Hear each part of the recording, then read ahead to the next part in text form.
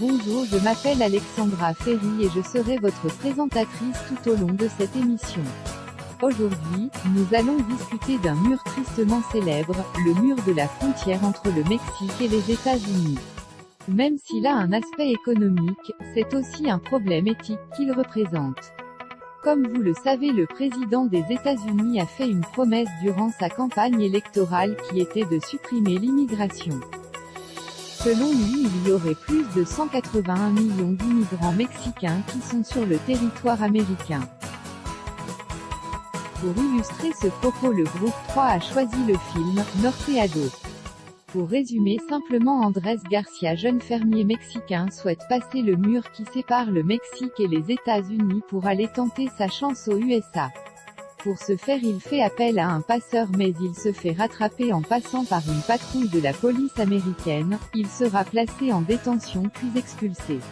À son retour au Mexique, il est recueilli par une gérante d'une épicerie de Tijuana. Ce premier échec n'arrêtera pas Andrés qui réessayera de passer jusqu'à réussir. Cette envie de réitérer son passage de la frontière met en avant une belle réflexion sur le désir de liberté de l'homme. Aucune frontière au monde ne pourra empêcher à un homme d'accomplir ses rêves. Selon Donald Trump, les conséquences de cette immigration de masse seraient le vol du travail par les immigrés à hauteur de 60% des personnes immigrées et une hausse de l'insécurité. La solution proposée par l'actuel président américain est la construction d'un mur de 1600 km.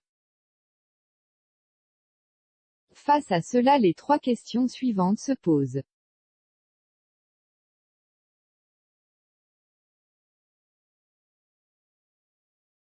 Pour justifier cela, l'article publié le 15 mars dernier montre qu'afin de contourner le Congrès, qui avait refusé de lui octroyer un budget de 5,7 milliards de dollars pour la construction du mur entre le Mexique et les USA, Donald Trump a déclaré un état d'urgence national mi-février 2019. Ainsi, les sénateurs ont voté le 14 mars 2019 pour l'annulation de la déclaration d'état d'urgence. Suite à cela, le 15 mars 2019, Donald Trump a mis son droit de veto à l'annulation de celle-ci pour obtenir le financement du mur.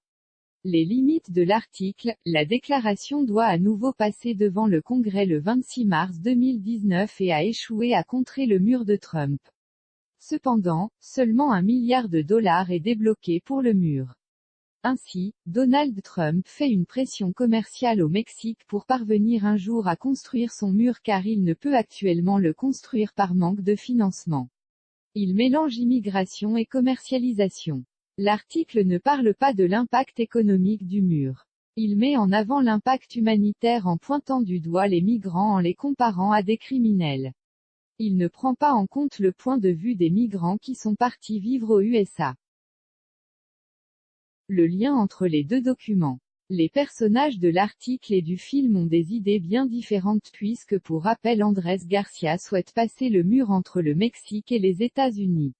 Or Donald Trump, personnage principal de l'article, veut construire ce mur afin d'éviter les personnes comme Andrés de passer du côté des USA. Ainsi les points de vue divergent entre ces deux documents, mais leurs persévérances sont égales. Nous pouvons voir que Donald Trump et Andrés Garcia ont la même détermination pour obtenir ce qu'ils veulent. Pour Andrés Garcia, cela correspond aux nombreuses fois où il a voulu passer le mur et Trump pour l'obstination de construire ce mur. De plus, nous pouvons constater un dilemme éthique dans ce sujet puisque Trump souhaite empêcher aux Mexicains de passer du côté USA. Cette frontière met les Mexicains en difficulté puisqu'ils doivent rester dans leur pays. Donald Trump ne permet pas aux Mexicains de vivre une potentielle meilleure vie aux États-Unis.